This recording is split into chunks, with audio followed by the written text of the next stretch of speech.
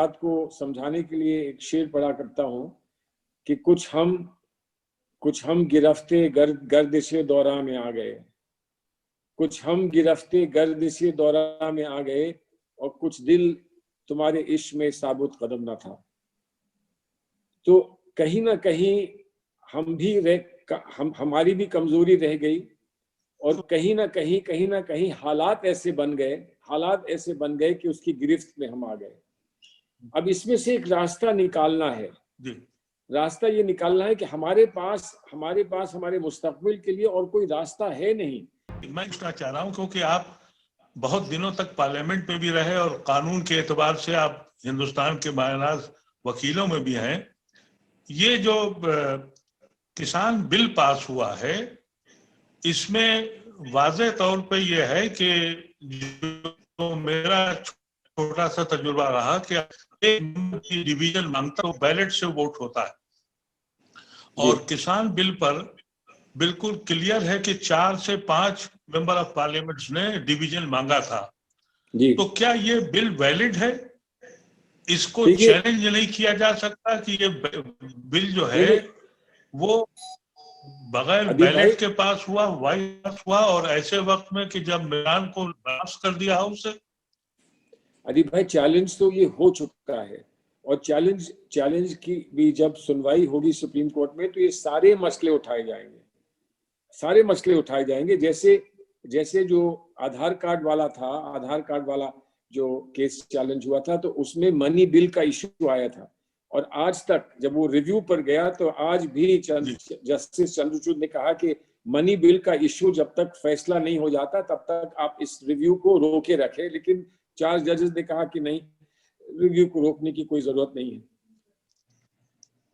हजरात, freedom express के weekly programme में हमारी कोशिश होती है कि हम हिंदुस्तान के उन नामवर लोगों से गुफ्तगू करें जिन्होंने अपनी एक लंबी जिंदगी हिंदुस्तान के बनाने और संवारने में गुजारी हो। आज खुशनसीबी से मेरे साथ सलमान खुर्शीद साहब हैं, जो इस मुल्क के बेहतरीन कानूनी जहन रखने वाले वकील हैं। हिंदुस्तान के मुख्तलिफ ओहदों पर वो फाइज रहे हैं। मिनिस्टर वो है जो हिंदुस्तान में ये हैसियत की मुसलमान लीडर को ली है। इसके साथ ही साथ वो बहुत अच्छे मुसन्निफ भी हैं, कई किताबें वो लिख चुके हैं। उनकी हुई है किस्टी के वाइस चांसलर हाउस में हुई। उनका बचपन प्रेसिडेंट हाउस में गुजरा। उनके नाना इस मुल्क के एक अजीम शख्सियत भी थे और हिंदुस्तान के सदर रहे। वहां मुझे आज उनसे ये मालूम करना है कि आपके नाना और आपका खानदान, जिसने इस मुल्क के लिए एक जमाने से, आज़ादी से पहले और आज़ादी के बाद इतनी खिदमत की हैं, क्या ये आपका तस्वुर है? क्या मुल्क है? क्या ये वो मुल्क उस सिमत चल रहा है जिसका हमने ख्वाब देखा था, या हम कहीं बहक गए? हम सलमान साहब से ये मालूम करेंगे कि जब उन्होंने सियासत शुरू की थी या उन्होंने अपने नाना को देखा था, क्या वो हिंदुस्तान उनको अब दिखाई पड़ता है और कोई उम्मीद इसकी बाकी है? मैं सलमान साहब से पूछना चाहता हूँ। अली भाई, शुक्रिया, आपने मुझे ये मौका दिया। और मेरी हैसियत तो नहीं है कि मैं तबसरा पूरे हिंदुस्तान के हालात पर करूं, हिंदुस्तान पर करूं। जो आज तस्वीर हमको देखने को मिल रही है, उसका ताल्लुक उस हिंदुस्तान से जिस हिंदुस्तान में आप और हम पैदा हुए और जहां हमारी परवरिश हुई, और हमारे बुजुर्ग जिसमें अपनी खिदमत मुल्क के लिए पेश करके और चले गए। तो एक बहुत अहम, बहुत बड़ा एक मसला है, और उस पर क्या कुछ मैं कह सकूंगा, लेकिन मेरी एक कोशिश है कि बचपन में एक अरसे तक अंदाज़ा कभी ये नहीं था कि हमने आपस में कहीं कोई इख्तलाफ की कोई गुंजाइश है, या हम एक दूसरे की पहचान में कोई फ़र्क करते हैं कि कोई एक ख़ास मज़हब का है, एक ख़ास ज़ात का है। इसका बचपन में मुझे कभी अंदाज़ा नहीं था। बहुत कम ऐसा हुआ कि स्कूल में तालीम मुझे मिल रही थी तो एक लड़का था जिससे अच्छे ताल्लुकात थे मेरे। शायद महाराष्ट्र का या कहाँ से था, दिल्ली से बाहर का था बहरहाल। और वो अक्सर मुझे जब भी मुझसे बात करता था तो मुझे मुसल्लम कह के बुलाता था, और मुझे समझ में नहीं आता था कि आखिर ऐसा क्यों है। फिर किसी ने एक दिन मुझे बताया कि इसको मुर मुसल्लम से शायद कोई आपको कहीं उससे जोड़ कर ये आपको ऐसा कहता है। लेकिन कभी कहीं किसी किस्म की नफरत, कहीं किस्म का बुरी सोच कहीं नहीं कभी मिली। हर मजहब के बच्चे साथ पढ़ा करते थे, और लगातार मुझे स्कूल में मौके मिलते गए। मैं अपनी क्लास का जो खास लड़का होता है जिसको प्रीफेक्ट बनाया जाता है, मैं वो बना। उसके बाद मैं फिर 9वीं 10वीं में मैं पहुंचा तो मुझे एक और ओहदा दिया गया, और उसके बाद उससे बढ़कर ओहदा दिया गया। जब मैं 10वीं में पहुंचा तो मुझे स्कूल का हेड बॉय बनाया गया, और शायद गिने चुने मुसलमान बच्चे होंगे स्कूल में, तब भी मुझे हेड बॉय बनाया गया। मुझे स्कूल का क्रिकेट कैप्टन बनाया गया, मुझे दिल्ली स्कूल्स की क्रिकेट टीम का कैप्टन बनाया गया। कहीं भी कभी दूर दूर तक ऐसा नहीं महसूस होता था कि कोई ये देखेगा कि आप कौन हैं, किस मजहब से आपका ताल्लुक है, किस खानदान से आपका ताल्लुक है। कहीं ऐसा देखने को नहीं मिला, कहीं ऐसा देखने को मिला। उसके बाद जाहिर है मैं 10वीं 11वीं में था तो मेरे नाना साहब जो थे, जाकिर साहब, राष्ट्रपति बने, सदर रियासत बने, और वहाँ जाना होता था, उनके साथ उठना बैठना होता था। बहुत सारी दिलचस्प बातें सियासत की बहुत एहतियात से वो हमको सुनाया करते थे, बताते थे। लेकिन उसमें भी कहीं कोई तल्ख बात, कहीं कोई शिकायत, कहीं कोई उनको दर्द किसी बात का। सिर्फ इतना मुझे याद है कि जब उनको इंदिरा जी ने पेश किया था एक कैंडिडेट की हैसियत से, और उनको डॉक्टर राधाकृष्णन के बाद राष्ट्रपति बनाने की बात हुई थी, तो मुझे ये याद है कि उन्होंने घर पे ये कहा था कि मुझसे इंदिरा जी ने ये पूछा, क्या आप एक टर्म नायब सदर रह सकते हैं, वाइस प्रेसिडेंट रह सकते हैं? तो उन्होंने कहा कि मैंने उनसे कहा कि मैंने बहुत कुछ किया है, अब घर जाने दीजिए। हाँ, अगर आपका ये फैसला है कि मैं राष्ट्रपति बनूं, तो यकीनन वो इतना बड़ा ओहदा है कि मुझ में हिम्मत नहीं होगी ना कहने की। लेकिन वाइस प्रेसिडेंट मैं रह चुका हूं, जो मैं कर सकता था वो मैंने किया है, अब मुझे इजाजत दीजिएगा ताकि मैं घर चला जाऊं। और हम ये बात जानते थे कि उन्हें अगर कोई चीज का थोड़ा सा अगर किसी बात की शिकायत थी, या उनको कोई बात उन पर भारी पड़ती थी, तो वो जिस किस्म की हरकतें हाउस में शुरू हो गई थी, वो वाइस प्रेसिडेंट थे तो इसलिए हाउस को प्रिजाइड करते थे, आप जिस हाउस में आप खुद रहे हैं, राज्यसभा में। और वहाँ उस वक्त कुछ लोग जो सोशलिस्ट पार्टी के या और पार्टीज के थे, जनसंघ के रहे होंगे, उनकी जो गुफ्तगू थी वहाँ उनको परेशान करती थी जाकिर साहब को, और इसलिए उन्होंने कहा था कि बस मेरे लिए ये बहुत है। लेकिन कहीं तासुब का कहीं कोई दूर दूर तक कहीं अंदाजा नहीं था। मैं बचपन में समझता था कि मैं एयरफोर्स में जाऊंगा, एयरफोर्स में जाने की बात थी, और हमारे लिए एयरफोर्स में या या फौज में, आर्मी में जो लोग थे, उनको उनका हम लोगों को एक रोमांटिक उनका एक इमेज हुआ करता था कि हम भी किसी दिन इस तरह से हिंदुस्तान को रिप्रेजेंट करेंगे, इस तरह से हम फौज की वर्दी पहनेंगे। कहीं भी दूर दूर तक ये ख्याल नहीं था कि हिंदुस्तान में इसके अलावा भी कुछ है।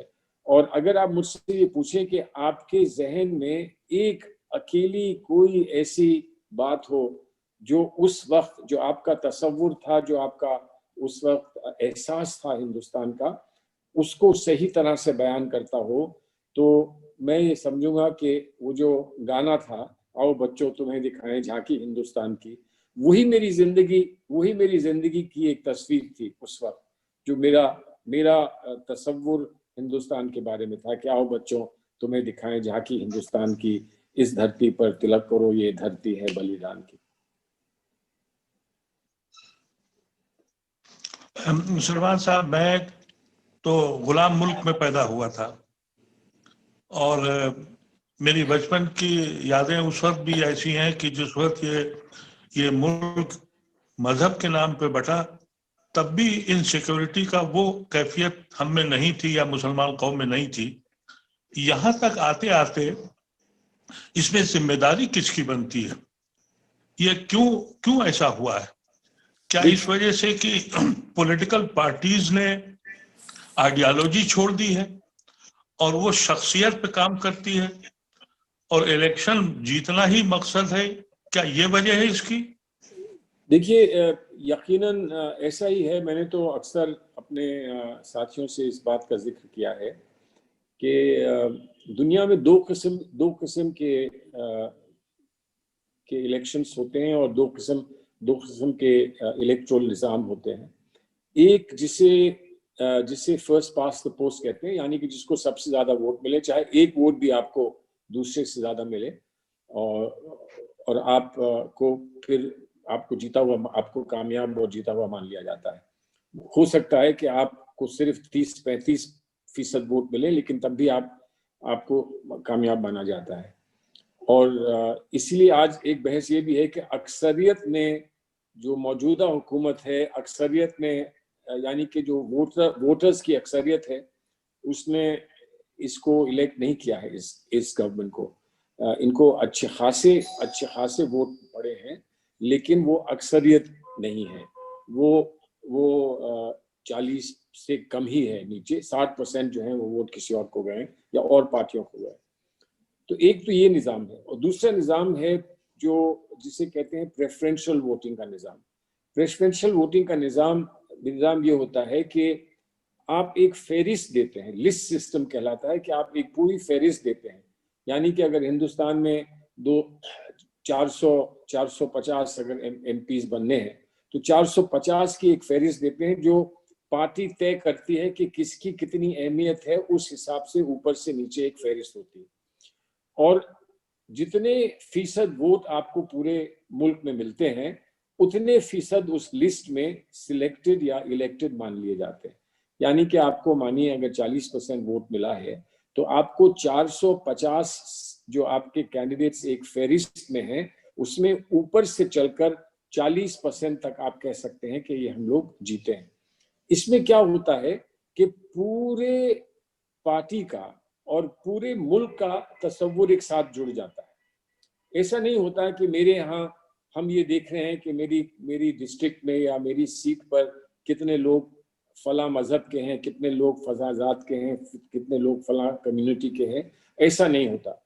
हमारे सिस्टम ने ये करके फर्स्ट पास द पोस्ट करके हमने इसमें प्रीमियम दिया है कि जो अपनी आइडेंटिटी को लेकर चलेगा, अपने आइडेंटिटी वाले लोगों को ढूंढेगा, वो कामयाब होगा। जिसकी आइडेंटिटी के लोग नहीं मिलेंगे, वो कामयाब कम हो पाएगा।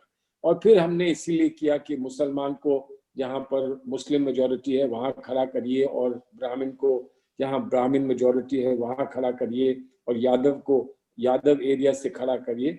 इस तरह से हमने निज़ाम को बिगाड़ा है। तो पहले वो सिर्फ कास्ट आइडेंटिटी पे बिगड़ा, उसके बाद कास्ट आइडेंटिटी से बढ़कर जो रिलीजियस आइडेंटिटी है, मजहब की आइडेंटिटी है, उस पर बढ़ा और आज वहीं पर आकर हम खड़े हुए हैं।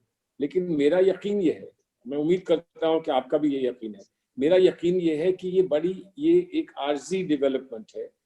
इससे लोग नाला होकर एक बार फिर लौट कर ये कहेंगे कि आखिर हम चाहते क्या हैं। हम अपने बच्चों की अच्छी परवरिश चाहते हैं, उनके लिए अच्छी तालीम चाहते हैं, अच्छा रहने को घर चाहते हैं, हम अपनी हिफाजत चाहते हैं, हम अपने बच्चों के लिए अच्छे रोजगार के मौके चाहते हैं, और जिस तरह से दुनिया में लोग कामयाब हैं वैसे हम कामयाबी चाहते हैं।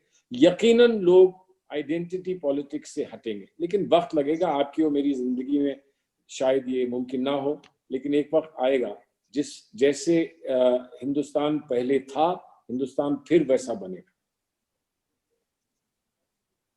सलमान साहब, मैंने ये अंदाजा किया, जो मेरा अपना तज्जिया है, कि जब जयप्रकाश नारायण का मूवमेंट शुरू हुआ, वो बुनियाद थी इस मुल्क को बदलने में।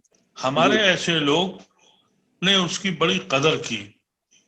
लेकिन जब वो मध्य प्रदेश जाने लगे तो आपकी पार्टी ने कहा कि ये जनेऊधारी ब्राह्मण है, ये शिव भक्त हैं। ये कांग्रेस की आइडियोलॉजी नहीं थी। जी। नेहरू कभी भी मजहब को लेके नहीं चले थे। लेकिन इससे ये हुआ है कि जो अकलियत है, खासतौर से मुसलमान जो है, वो उसकी समझ में नहीं आ रहा है कि कोई क्लियर स्टैंड आप लोगों ने नहीं लिया है। मैं बहुत ही फ्रैंकली आपसे कहना चाहता हूं कि ये कोताहियां आपकी पार्टी ने की हैं। कोई अब नया खाका तैयार है। खौफ से क्या आप बीजेपी के इतने डर गए हैं कि आज नेहरू की किताबों से नाम खत्म कर दिया गया, आपने तहरीक नहीं चलाई। नेहरू के खिलाफ किस किस तरीके के इल्जाम लगे, आप उस पर बोलते नहीं हैं।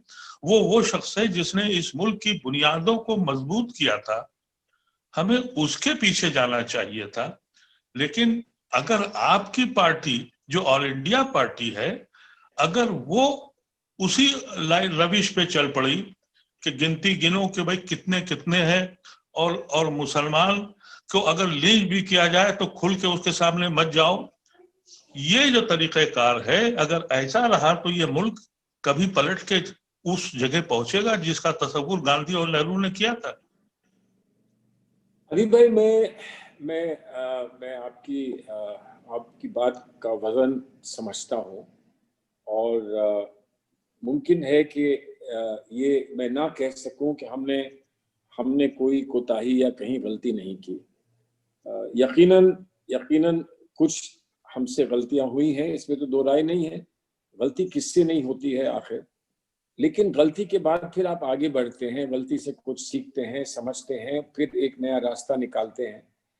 आपने जो मसला सामने खड़ा किया है, आपने जो सवाल उठाया है, उसके दो तीन पहलू हैं। एक पहलू उसका है कि हमारी बुनियादी सोच, हमारी आइडियोलॉजी क्या है। क्या हमारी आइडियोलॉजी आज वो नहीं है जो जवाहरलाल नेहरू की थी? मुझे लगता है कि ऐसा तो नहीं है। हमारी आइडियोलॉजी वही है, लेकिन आइडियोलॉजी के साथ साथ वक्त के तकाजे को देखते हुए आप स्ट्रेटजी बनाते हैं, आप एक तजवीज लेकर चलते हैं कि इस वक्त हम लोगों का मुकाबला हमें करना है तो हम उसको कैसे करें।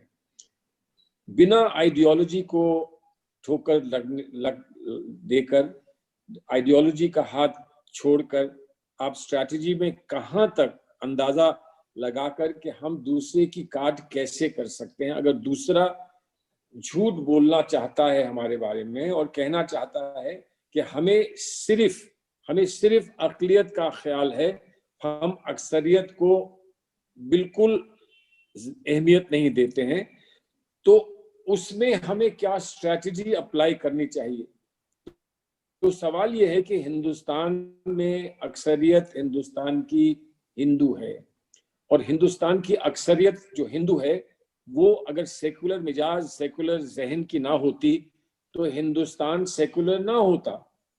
और उन्होंने ये नहीं कहा, उस वक्त नहीं कहा। आज जो कुछ लोग कह देते हैं कि ये मुसलमान आखिर क्यों नहीं गए पाकिस्तान, यहाँ क्यों रह गए, जब हमने इनको एक जगह दे दी तो ये क्यों नहीं गए, आज इस किस्म की बात सुनने को मिलती है।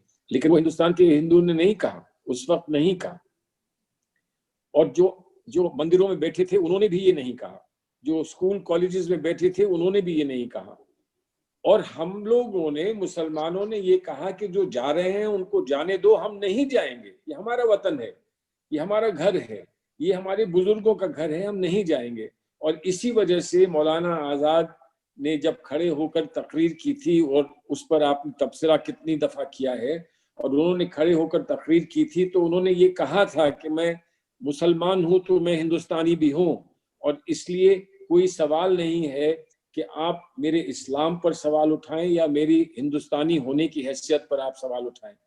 जाकिर साहब का भी यही रुझान था, उनका भी यही कहना था। लेकिन कहीं ऐसा जरूर हुआ कि कुछ लोग जहर बो रहे थे और वो जहर बोने में कामयाब हुए, हम उस जहर की काट नहीं कर पाए। कहीं ये भी हुआ कि दूसरी तरफ जहर बोया गया था। अभी भाई, सिर्फ हिंदुओं के बीच में आरएसएस ने जहर नहीं बोया है, बल्कि मुसलमानों के बीच, आप और हम तो उत्तर प्रदेश के हैं, हमको तो एहसास है कि उत्तर प्रदेश में क्या हुआ कि मुसलमानों के जहन में भी जहर बोया गया और ये कहा गया कि तुमको इनसे कोई मतलब नहीं है, कांग्रेस ने तुम्हें धोखा दिया है, कांग्रेस ने तुम्हें तुम्हारा साथ नहीं दिया है, इसलिए तुम हटकर हमारे पास आओ, जिसके पास भी आओ, जो भी और जमातें थी, उन्होंने कहा कि तुम हटकर हमारे पास आओ। क्या हटकर जाने का नुकसान नहीं हुआ इस मुल्क को? मुसलमान के हटकर जाने का नुकसान क्या मुसलमान को नहीं हुआ? मुसलमान के जाने का फायदा अगर किसी को हुआ तो उन जमातों को हुआ जो शायद कभी भी अक्सरियत में नहीं आ सकती थी, कभी भी इख्तिदार में नहीं आ सकती थी, लेकिन मुसलमान का वोट लेकर इख्तिदार में आई, और उसका अंजाम आज हम ये देख रहे हैं। मैं ये नहीं कह रहा हूं कि हमारी गलती ना हो, हमारी गलतियां हैं।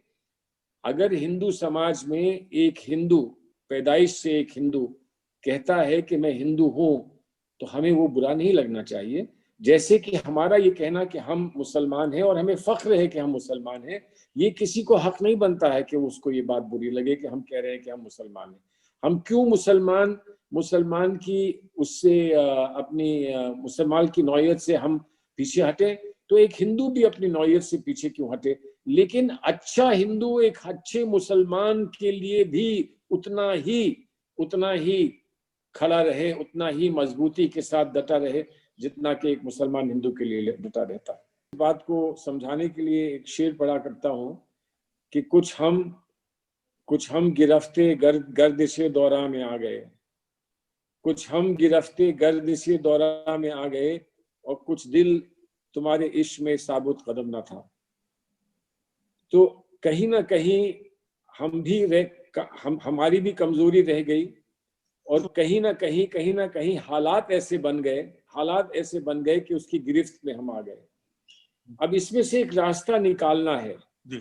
रास्ता ये निकालना है कि हमारे पास हमारे मुस्तकबिल के लिए और कोई रास्ता है नहीं। एक ही रास्ता है कि हिंदू मुसलमान एकजुट होकर किस तरह से मुश्तरक अपना रास्ता ढूंढेंगे, यही है। लेकिन इसको करने के लिए हमें क्या तजवीज कामयाब हमको मिल सकती है, किस तरह से हम आगे बढ़ सकते हैं, इस पर हमको बैठकर बहुत समझदारी से इस पे गौर करना है। हमने 2-3 दफा ये कोशिश करी, एक इलेक्शन में इस बात को आगे बढ़ाया तो मुसलमान हमारी तरफ बढ़ा। 22 सीटें हमको उत्तर प्रदेश में मिली, 22 सीटें, और यकीनन वो सिर्फ मुसलमान की वजह से मिली थी। आज जब हमको समझाने वाले ये हमसे ये कहते हैं कि आपको मुसलमान ने आपको अब जो है हाथ आपका छोड़ दिया है, तो मैं जब देखता हूं कि आज जितने 44 लोग पार्लियामेंट में, लोकसभा में बैठे हैं, उनकी अक्सरियत कहां से आई है? मुस्लिम सीटों से आई है। मैं पूछना चाह रहा हूं क्योंकि आप बहुत दिनों तक पार्लियामेंट में भी रहे और कानून के एतबार से आप हिंदुस्तान के बायनाज वकीलों में भी हैं। ये जो किसान बिल पास हुआ है, इसमें वाज़े तौर पे ये है कि जो मेरा छोटा सा तजुर्बा रहा कि एक डिवीजन मांगता तो बैलेट से वोट होता है, और किसान बिल पर बिल्कुल क्लियर है कि 4 से 5 मेंबर ऑफ पार्लियामेंट ने डिवीजन मांगा था। जी। तो क्या ये बिल वैलिड है? इसको देखिए, चैलेंज नहीं किया जा सकता कि ये बिल जो है वो बगैर अदीब भाई, बैलेट के पास हुआ, वाइस पास हुआ, और ऐसे वक्त में कि जब मिलान को पास कर दिया हाउस से। अदीब भाई, चैलेंज तो ये हो चुका है, और चैलेंज की भी जब सुनवाई होगी सुप्रीम कोर्ट में तो ये सारे मसले उठाए जाएंगे, सारे मसले उठाए जाएंगे। जैसे जैसे जो आधार कार्ड वाला था, आधार कार्ड वाला जो केस चैलेंज हुआ था, तो उसमें मनी बिल का इशू आया था, और आज तक जब वो रिव्यू पर गया तो आज भी जस्टिस चंद्रचूड़ ने कहा कि मनी बिल का इशू जब तक फैसला नहीं हो जाता तब तक आप इस रिव्यू को रोके रखें। लेकिन 4 जजेस ने कहा कि नहीं, तरह से इस मसले पर भी जब बहस होगी तो ये बातें भी उठेंगी। हालांकि सुप्रीम कोर्ट में अक्सर ऐसा होता है कि पार्लियामेंट की अंदर की बातें वो कहते हैं कि वो पार्लियामेंट तक ही महदूद रहें। हम जो बाहर आया है उसमें अगर कोई कमी है, उसमें अगर कानूनी तौर पर कोई कोई दुश्वारी है, तब हम उस पर गौर करेंगे। लेकिन बहरहाल जो भी होगा, पूरी तरह से जब इस पर बहस होगी तो ये बात सामने आएगी। लेकिन सवाल इस बात का सिर्फ इसका नहीं है कि उन्होंने पार्लियामेंट में किया तो क्या किया, सवाल तो इस बात का है कि वो हर मामले में ऐसा कर रहे हैं। वो डेमोक्रेटिक प्रिंसिपल्स को, जो उसूल हैं, जमहूरियत के जो उसूल हैं, उनको दरकिनार करके, उनको उनको अलग करके और उनको बिल्कुल हर तरह से उनको क्रश करके वो हिंदुस्तान के निजाम को चलाना चाहते हैं। हमारी दुश्वारी ये है कि एक तो हमारे पास बहुत कम वोट्स हैं पार्लियामेंट में, और जहां भी जितने वोट भी हम इकट्ठे करें और पार्टीज की वोट हम इकट्ठे करें तो कहीं ना कहीं दरार डाल दी जाती है। अगर सारी पार्टीज मुत्तहिद हो जाएं और एक साथ खड़ी हो जाएं तो इनकी मेजॉरिटी के बावजूद, इनकी अक्सरियत के बावजूद इनको बहुत दुश्वारी का सामना करना पड़ेगा। लेकिन करें तो क्या करें, लेफ्ट जो है वो ममता के साथ नहीं है। 370 पाने के बाद, कानून बनने के बाद भी वो भी पेंडिंग, एनआरसी भी पेंडिंग है, और वो सारे इश्यूज जिससे पूरे मुल्क को इंतजार कर रहा है, सुप्रीम कोर्ट खामोश है। अदीब भाई, इस बात को बहुत बहुत आला दर्जे के जजेस जो जजेस रह चुके हैं, आला दर्जे के जजेस रह चुके हैं, उन जजेस ने भी इस बात को उठाया है। एक मसला नहीं है, आपके नॉर्थ ईस्ट में जो राइट्स हुए वो मसला है। आपने देखा कि 370 का मसला है। आपने ये देखा कि उसके बाद और कितने मसले उठते रहे, और ये कहा गया, अब ये लेटेस्ट जो है ये इनका है, किसानों का है, और ये कहा गया कि जितनी जल्दी इस पर गौर करना चाहिए था सुप्रीम कोर्ट को, वो नहीं कर रहा है। सुप्रीम कोर्ट के हैं बहुत सारे मसले, सुप्रीम कोर्ट के स्ट्रक्चरल मसले हैं जिसकी वजह से ये नहीं हो पाता। लेकिन यकीनन अगर सुप्रीम कोर्ट कुछ आमादा हो जाता और ये फैसला कर लेता कि अब हम इन पर फैसला करेंगे, तो यकीनन राहत मिलती। ऐसा क्यों नहीं हो पा रहा है, ये बड़ी परेशानी की बात है। अब लेकिन अदीब भाई, हम जैसे लोग जो सुप्रीम कोर्ट के सामने अदालत में जाते हैं, बहस करते हैं, हमारे लिए मसला ये है कि इसके बाद और कोई पड़ाव है नहीं, ये आखिरी है। अगर एक उम्मीद बची है, टूटी फूटी उम्मीद ही हो, लेकिन वो इसी कोर्ट से बची है कि कहीं ना कहीं इस कोर्ट से हम कुछ कहलवा सकेंगे। और इस कोर्ट में ऐसे जजेस हैं, आज मैंने जस्टिस चंद्रचूड़ को फिर सुना, वो एक किताब का इजरा हो रहा था, उसमें जिक्र कर रहे थे, वो कम से कम लिबरल डेमोक्रेसी की बात तो करते हैं। बहुत सारे जजेस से हम लिबरल डेमोक्रेसी का नाम नहीं सुनते अब, लेकिन अभी वो जजेस हैं जिन पर हम भरोसा करें और जिनसे हम उम्मीद कर सकते हैं कि कुछ ना कुछ हमको राहत मिलेगी। आज अगर हम टोटली मायूस हो जाए, हम कहें कि हम कोर्ट नहीं जाते और हम कोर्ट के सामने कुछ नहीं रखेंगे, ये कोर्ट जो है वो किसी काम का नहीं है, तो फिर हम कहाँ जाएंगे? आप अपने आका को अगर मान लें कि वो आपको कुछ नहीं देने वाला है, अगर आप ये मान लें कि आपका खुदा, आपका परवरदिगार, आपका वाहिगुरु, आपका भगवान आपको कुछ नहीं देने वाला है, तो जहां भी आप उम्मीद के साथ जाते हैं, जहां भी आप उम्मीद से गिड़गिड़ाते हैं, जहां भी आप हाथ फैलाते हैं, वो भी खत्म हो जाएगा। और वो अगर खत्म हो गया तो इस मुल्क में क्या होगा, कैसा होगा? हमारी जिम्मेदारी आज ये है कि आज एक नई पीढ़ी को, मैं खास तौर पर अपनी कौम की बात कर रहा हूं, कि एक नई पीढ़ी को कहीं ऐसा ना लगे कि अब सब कुछ हम खो चुके हैं, अब हमको नया रास्ता अपना ढूंढना होगा। हमारा ये फर्ज बनता है कि हम उनको ये एहसास ना होने दें, हम उनको किसी ना किसी तरह से उनको बांध के रखें कि कहीं ना कहीं इसी जो हमारा सिस्टम है, इसी से हमको इंसाफ मिलेगा।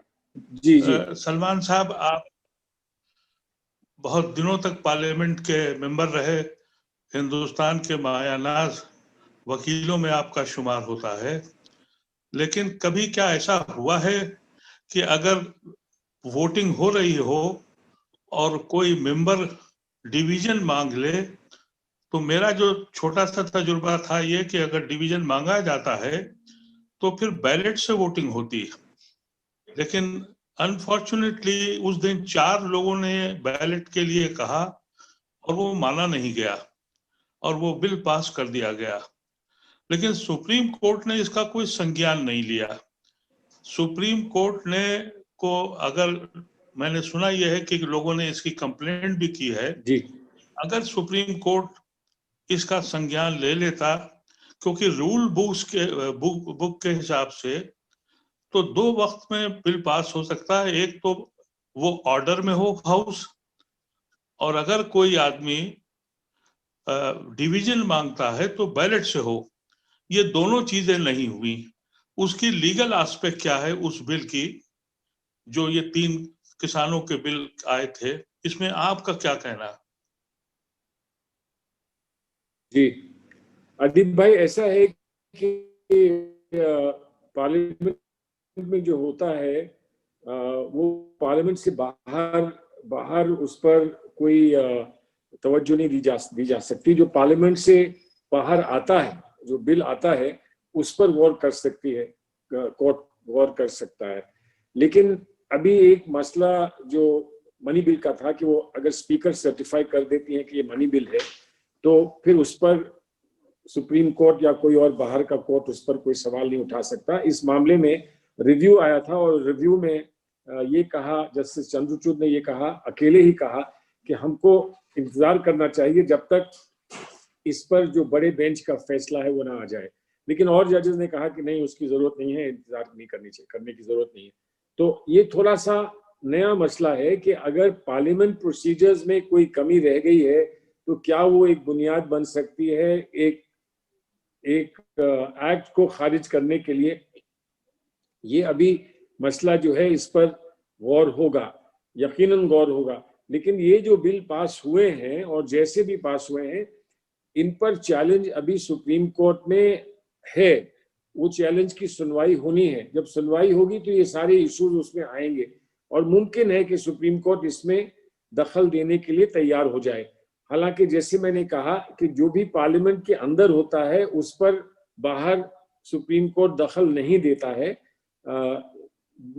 नॉर्मली नहीं दखल देता है। लेकिन हो सकता है कि इसमें वकला जो है वो सुप्रीम कोर्ट को तैयार कर सके। तो अभी ये मसला जो है खुला है और ये जब तक बहस नहीं होती सुप्रीम कोर्ट में, तब तक इस पर कुछ कहा नहीं जा सकता।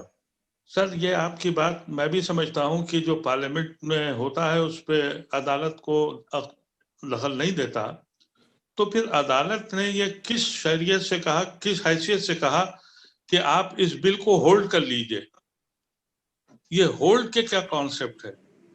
वो क्या उनको अख्तियार है? नहीं, जो होल्ड करने वो कोई कानूनी ऑर्डर करने की बात नहीं है। वो एक मशवरा था कि इस मसले को हल करना है और अगर हल करना है तो आप इस एक्ट को, इस कानून को कुछ रोक लीजिए। रोकने का तो हक है, हुकूमत को रोक सकते हैं और उसको लागू करने का जो भी नोटिफिकेशन होता है उसको रोक सकते हैं। तो ये सिर्फ एक मशवरा दिया था सुप्रीम कोर्ट ने। सुप्रीम कोर्ट ने उनको कोई इस पे डायरेक्टिव नहीं दिया है, उस पर कोई ऑर्डर पास नहीं किया है, सिर्फ मशवरा दिया है।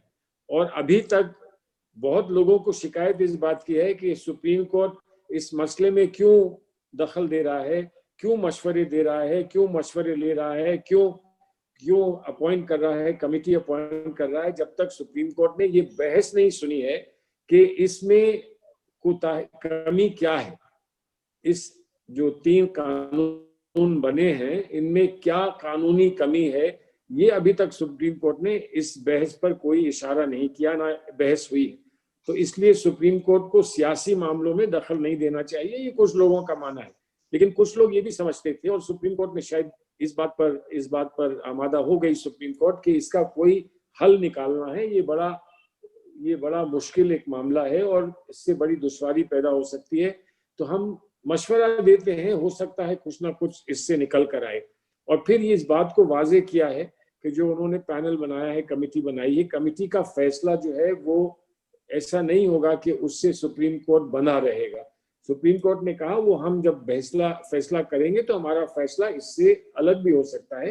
ये तो हम सिर्फ इनसे मदद मांगने के लिए कर रहे हैं और कोशिश कर रहे हैं कि आपकी इनसे बातचीत हो और उसमें अगर मसला हल हो जाए तो सबको आसानी हो जाएगी।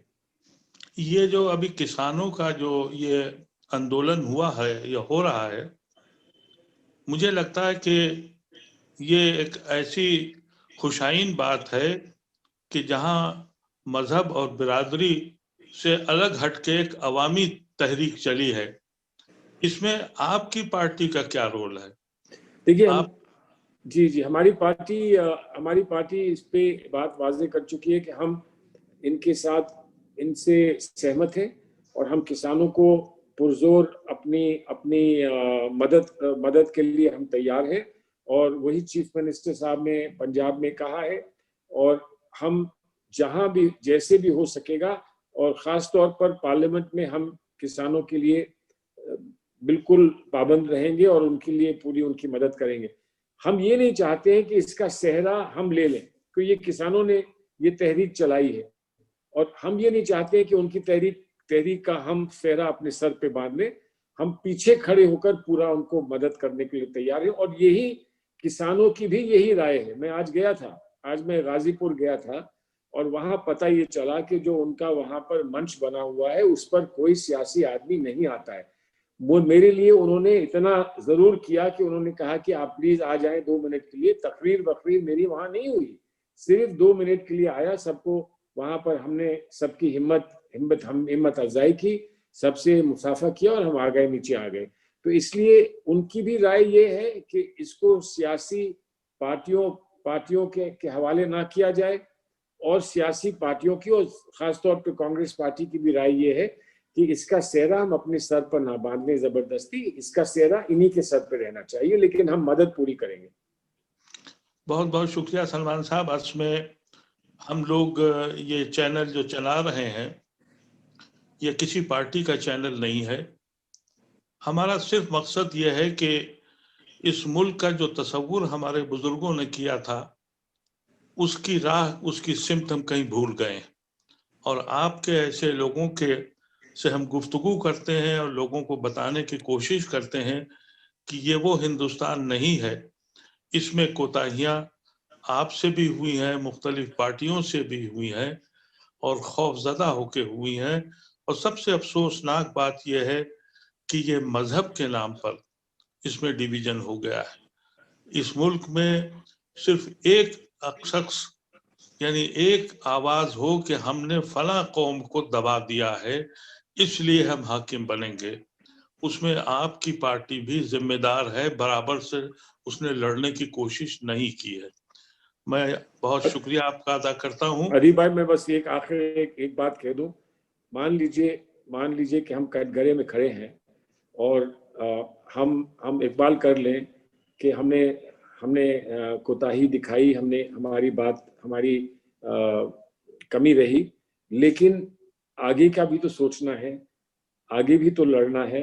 आज हम ये कह रहे हैं कि हम आपके साथ हैं, हर उस इंसान के साथ हिंदुस्तान में है जो मजलूम है, जिसको दबाने की कोशिश की गई है। और खास तौर पर उसमें अक्सर मैं अक़लियत का मैं जिक्र कर दूं कि अगर अक़लियत के साथ हम ना खड़े हों तो ना हमारी कोई पहचान होगी और ना ही हिंदुस्तान की कोई पहचान होगी।